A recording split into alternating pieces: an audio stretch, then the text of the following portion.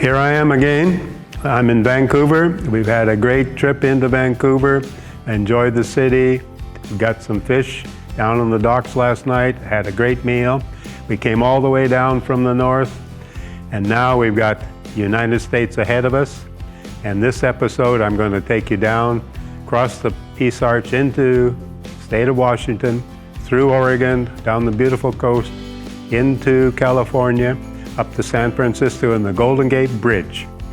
And we're going to have the 80th birthday party. The whole reason we're making this trip was to celebrate my birthday, 80th birthday. And we're going to see some people that came from Costa Rica, Ontario, Oregon, and other parts of North America at our party.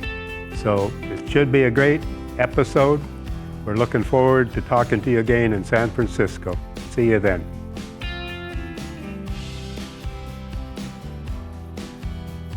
I've been traveling since I graduated from university. I couldn't get into grad school. The dean said, why don't you go get some life experience? So I came home and my wife said, well, let's go to Australia. And in 1968 was the first time that we did a round the world trip. I've done 3 others since then, being in maybe 100 or more countries, cycled in about 37 different countries. And my first long distance bike packing trip was in 1972 when my wife and I cycled southern England and around France in the summer of '72. In 2015, I'd already mentioned that we rode from Alaska to Mexico City. This particular trip is different than our 2015 trip where we went down the center of Canada and United States. Wanted something different, therefore we went to Vancouver and then down the west coast of Washington, Oregon, California before we reached the border in Tijuana, Mexico. Why did I want to do something like this? Well, I'm sitting at home. I'm 79 years of age, and I think, gee, 80? Wow, I never thought I'd get to 80. I planned my life that I would be passed away before others in it, but it didn't work out that way, and now at 80 I figured I'm going to celebrate that. So it was a case of how do you celebrate it? Do I have a standard birthday, cake, presents? No, I've done that 79 times, so I'm looking for something different. So I'm thinking, I've walked the Camino. I've ridden my bike on a different path of the Camino de Santiago in Spain. There's one more way I can do it and still get a certificate, and that's on horseback. Well, I thought about that for maybe one day, and then I decided I've never ridden a horse, so I don't think I'm cut out for that. I thought about paddling down the Amazon or taking some type of boat down the Amazon. And then I remembered when Gloria and I were there and we did a little part of the Amazon in Peru. Oh, that seemed kind of boring. And then when my friend Magnus said, oh, Bob, you know, I'm from Peru, I know the Amazon, you're going to be eating snakes and monkey brains as you paddle down there. I thought, oh, forget that, I'm not doing that. I couldn't think of any way that was going to be special. And then I started watching on television 3 programs. Ewan McGregor, Charlie Borman. Their first one was The Long Way Around. They rode their motorcycles around the world. Second one was The Long Way Down. They rode their motorcycles from the north of Scotland to the bottom of Africa. And I thought, oh, these guys are pretty cool. There's something similar about riding a bicycle and a motorcycle on these long trips. Mechanical problems, bad roads, different cultures. There was a thing that attracted me to this series. Their third one was The Long Way Up. They rode electric motorcycles from the bottom of Argentina up to Los Angeles. They were accompanied by an electric truck. And it was then the inspiration hit me. This is easy. I can do an electric bike ride from Alaska down to Panama. And that was it. That became the plan. That's where I started everything in my thoughts and how I'm going to do this. Might say that the Guinness Book of World Records was not the initial plan. That came 4 or 5 months later, where I'm out riding my bike, and I get a lot of brilliant thoughts when I'm riding my bike, but the trouble is I've forgotten them all by the time I get back home.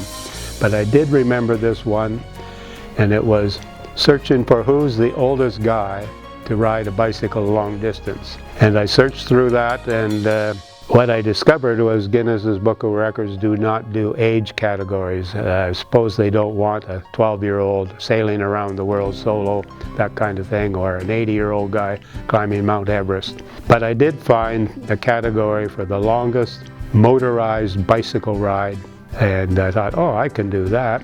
And I looked it up, and oh, that record is about half of what I'll be riding. So I applied to Guinness's Book of World Records. They accepted that, and then I became official entry into the competition, if you could call it that, for the Guinness's record. And it became kind of a millstone around my neck as I was riding, but it was not the reason I started this trip. It was to celebrate my 80th and to demonstrate that, I hate to use the cliche, age is just a number. It's being used so much, but I wanted to prove that this journey, this odyssey, the octogenarian odyssey, could not be completed without assistance from various people. I've talked about my team and how they've helped me all along the way, provided company, provided encouragement. When I felt down, they kept me going. But there's a few other people I'd like to bring in as part of the help and assistance I got along the way. When we left North Pole, Alaska, we were required to have witnesses sign a form for Guinness's Book of Records. And at that time, I had Matt, who lived in North Pole, Alaska, and his wife sign our forms indicating that we were starting on the date and where we're starting from. And they rode with us that day and showed us parts of the trail, took us to Santa Claus House, took us to the North Pole, that is in North Pole, and we're very, very pleasant company that day. I'm sorry to report that Matt, a few months later, was riding to work on his bicycle when a vehicle struck him and he died in the hospital a few weeks later. So my sympathy goes out to his family as somebody that was very important to start this whole odyssey. Other people along the way that I think are important and I should talk about are all the Facebook friends, Instagram people that write comments each and every day about the journey, about the inspiration that I've given them to get off the sofa and get on a bicycle seat or walk or do something else, or how they just live vicariously through my journey, and they look forward to the Facebook postings each day or Instagram posts as well. I want to thank them because without their words of encouragement, no, I don't think I would have quit, but they certainly helped me keep going through the tough times. And all the people in Edmonton from the Edmonton Bike and Touring Club who I've ridden with or who supported me or became friends, big shout out of thanks for all your help as well.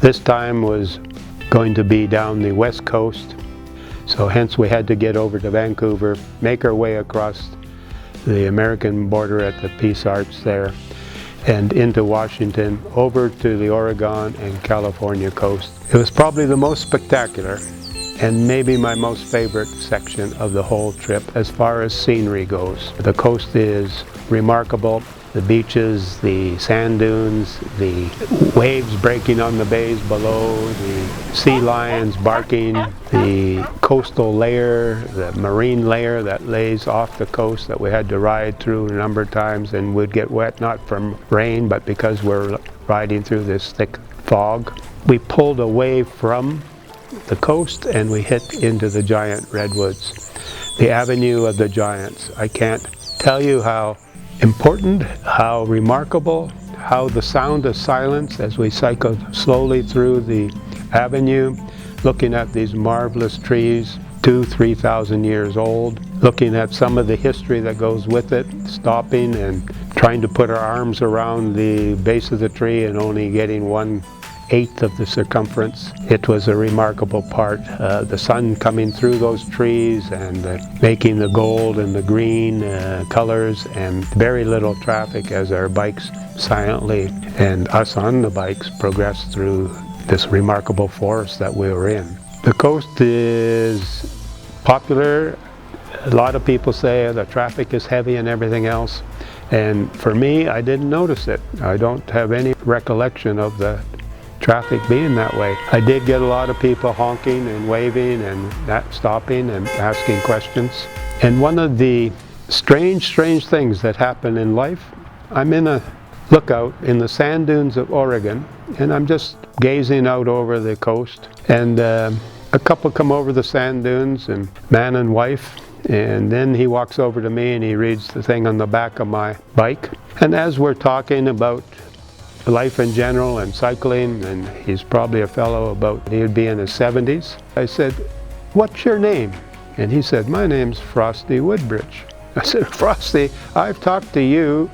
You helped me plan the book that I'm writing. You gave me some information of who to talk to, who the publisher I should go to, and things like that." He said, "Oh, I remember that." And so we chatted away, and he's a world cyclist as well. He's ridden his bike from Alaska down to the bottom of Argentina and every continent except the Antarctic.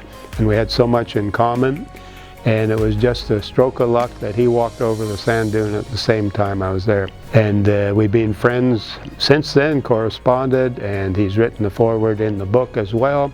And he's a remarkable man, and it was just one of those life's strange moments of two people being in the right spot at the right time. The other time about traffic and things on the coast, we had 3 ladies ride with us for a number of days from Edmonton. They were coming to celebrate my 80th birthday in Newport, Oregon, so they rode for 3 days, I think it was. And I remember Danielle saying, "Wow, these people, why do they honk their horn all the time? This is so distracting." And it was about the second day she said, "It just dawned on me. They're honking their horns, encouraging you, Bob, along the way." And I said, "Yeah, that's what it's about." We give them the thumbs up as they go by and a wave. So lots of bike riders, lots of company along that section. Spectacular vistas.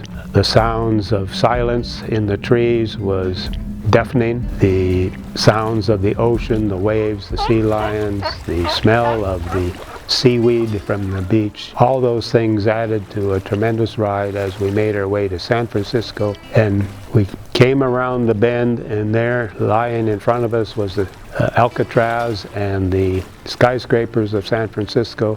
And we went a little farther, and there was the Golden Gate Bridge, which for obvious reasons was one of the key destination points of our whole trip.